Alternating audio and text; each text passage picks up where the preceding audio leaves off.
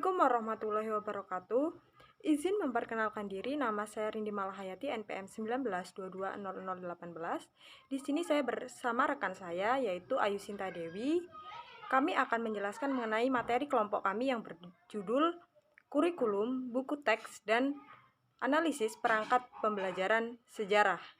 Video ini untuk memenuhi tugas mata kuliah Masalah dalam Pembelajaran yang diampu oleh dan Bapak Johan Setiawan, MPD.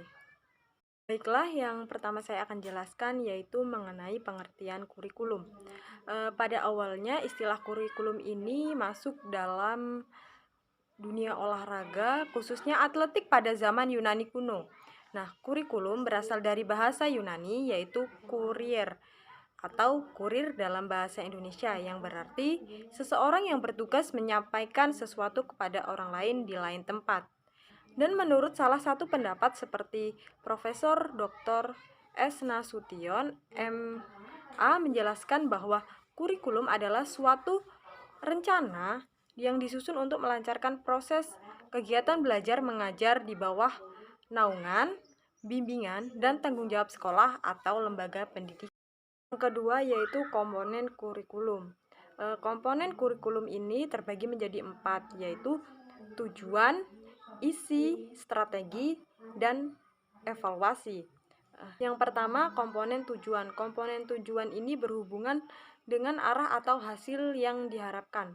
Dalam skala mikro, tujuan kurikulum berhubungan dengan misi dan visi sekolah serta tujuan yang lebih sempit, seperti tujuan setiap mata pembelajaran dan tujuan proses pembelajaran. Yang kedua, komponen isi. Isi kurikulum merupakan komponen yang berhubungan dengan pengalaman belajar yang harus dimiliki siswa. Jadi, komponen ini berhubungan dengan pengetahuan atau materi pembelajaran yang biasanya tergambarkan pada setiap isi materi pembelajaran yang diberikan maupun aktivitas dan kegiatan siswa. Tiga yaitu komponen strategi. Strategi merupakan komponen ketiga dalam pengembangan kurikulum. Komponen ini merupakan komponen yang memiliki peran yang sangat penting sebab berhubungan dengan implementasi kurikulum. Dan yang keempat yaitu komponen evaluasi. Evaluasi merupakan untuk melihat efektivitas pencapaian tujuan. Dalam konteks kurikulum, evaluasi dapat berfungsi untuk mengetahui apakah yang telah ditetapkan telah tercapai atau belum, atau evaluasi digunakan untuk sebagai umpan balik dalam perbaikan strategi yang ditetapkan. Poin yang ketiga yaitu fungsi kurikulum. Bagi guru, kurikulum berfungsi sebagai pedoman dalam melaksanakan proses pembelajaran. Bagi kepala sekolah dan pengawas, kurikulum berfungsi sebagai pedoman dalam melaksanakan supervisi atau pengawasan. Bagi orang tua, kurikulum berfungsi sebagai pedoman dalam bimbingan anaknya belajar di rumah. Bagi masyarakat, kurikulum berfungsi sebagai pedoman untuk mencapai bantuan bagi penyelenggara proses pendidikan di sekolah. Sedangkan bagi siswa itu sendiri, kurikulum berfungsi sebagai pedoman dalam belajar. Keempat yaitu perkembangan kurikulum di Indonesia. Nah, perkembangan kurikulum di Indonesia itu ada 10. Yang pertama, kurikulum tahun 1947 atau Rencana Pelajaran 1947. Rencana Pelajaran meskipun disusun pada tahun 1947, baru dilaksanakan pada tahun 1950 dan memakai istilah bahasa Belanda yaitu Leerplan yang artinya rencana pembelajaran. Pendidikan di masa ini lebih menekankan pada pembentukan karakter manusia yang merdeka, berdaulat, dan bersejajar dengan bangsa lain. Kurikulum yang kedua yaitu kurikulum 1952 atau Rencana Pelajaran Terurai tahun 1952 merupakan kurikulum penyempurnaan rencana pembelajaran sebelumnya yang merinci setiap mata pembelajaran sehingga dinamakan Rencana Pelajaran Terurai tahun 1952 dan sudah mengarah pada suatu sistem pendidikan nasional. Rencana pembelajaran ini memiliki ciri yaitu setiap pelajaran dihubungkan dengan kehidupan sehari-hari.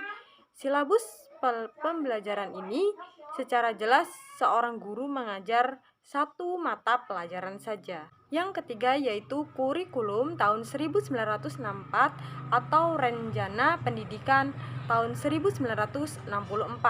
Nah, kurikulum ini merupakan penyempurnaan dari rencana pendidikan sebelumnya dan diberi nama Rencana Pendidikan tahun 1964. Ciri-cirinya, pemerintah mempunyai keinginan agar rakyat Indonesia mempunyai pengetahuan akademik untuk pembekalan pada jenjang SD.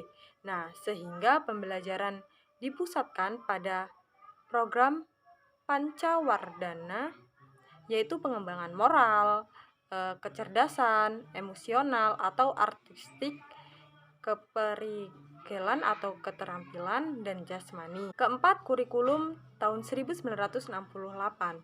Cirinya yaitu bermuatan materi pembelajaran bersifat teoritis, tidak berkaitan dengan permasalahan faktual di lapangan, menitik beratkan pada materi apa saja yang diberikan kepada siswa di setiap jenjang pendidikan. Isi pendidikan diarahkan pada kegiatan mempertinggi kecerdasan dan keterampilan, serta mengembangkan fisik sehat dan kuat. Yang kelima, kurikulum tahun 1975. Kurikulum ini lahir karena pengaruh konsep di bidang manajemen MBO, Management by Objective, yang menekankan pendidikan lebih efektif dan efisien. Metode, materi, dan tujuan pengajaran dirinci dalam prosedur pengembangan sistem instruksional PPSI yang dikenal dengan istilah satuan pelajaran, yaitu rencana pelajaran setiap satuan bahasan. Keenam, kurikulum tahun 1984. Nah, kurikulum ini disebut juga sebagai kurikulum 1975 disempurnakan, yang mengusung pendekatan proses keahlian. Model ini disebut cara belajar siswa aktif CBSA. Dan yang ketujuh yaitu kurikulum tahun 1994 dan suplemen kurikulum 1999. Nah, kurikulum ini merupakan perpaduan sebelumnya, terutama pada kurikulum 1975 dan 1984, yang disebabkan oleh beban belajar siswi dinilai terlalu berat dan super padat. Yang kedelapan yaitu kurikulum 2004 atau KBK, yang merupakan suatu program pendidikan berbasis kompetensi yang harus mengandung 3 unsur pokok, yaitu pemilihan kompetensi sesuai, spesifik indikator evaluasi untuk menentukan keberhasilan pencapaian kompetensi, dan pengembangan pembelajaran. Yang kesembilan, kurikulum 2006 atau KTSP, kurikulum tingkat satuan pendidikan. Nah, di sini pemerintah pusat menekankan standar kompetensi. Dan yang kesembilan yaitu kurikulum 2006 atau disebut juga KTSP, kurikulum tingkat satuan pendidikan. Nah, di sini pemerintah pusat itu menetapkan standar kompetensi dasar dan guru dituntut mampu mengembangkan sendiri silabus dan penilaian sesuai kondisi sekolah dan daerahnya. Dan yang terakhir ke-10, kurikulum 2013. Kurikulum 2013 ini memiliki 3 aspek penilaian, yaitu aspek pengetahuan, aspek keterampilan, dan aspek sikap dan perilaku. Dan kurikulum 2013 ini mempunyai ciri-ciri, yaitu dalam materi pembelajarannya terdapat materi yang dirampingkan dan materi yang ditambahkan. Materi yang dirampingkan ini ada di materi bahasa Indonesia, IPS, PPKN, dan sebagainya. Sedangkan materi yang ditambahkan adalah poin yang kelima, yaitu mengenai pengertian buku teks. Menurut Perkemendikbud nomor 8 tahun 2006, pengertian buku teks adalah sumber pembelajaran terutama untuk mencapai kompetensi dasar dan kompetensi inti, dan dinyatakan layak oleh Kementerian Pendidikan dan Kebudayaan yang digunakan pada satuan pendidikan. Nah, menurut Muklis 2010, Buku teks adalah sebuah buku yang berisi uraian bahan tentang mata pelajaran atau bidang studi tertentu yang disusun secara sistematis dan telah diselesaikan berdasarkan tujuan tertentu, orientasi pembelajaran, dan perkembangan siswa untuk diasimilasi. Poin keenam mengenai jenis-jenis buku teks. Jenis-jenis buku teks ini terdapat 4, yaitu yang pertama menurut kelas, yaitu misalnya SD, SMP, SMA, serta SMK. Jenis yang kedua menurut mata kuliah dalam jurusan, misalnya dalam universitas dan institusi. Yang ketiga, menurut penyalinan buku teks. Nah, ini diperoleh dalam tingkatan pendidikan.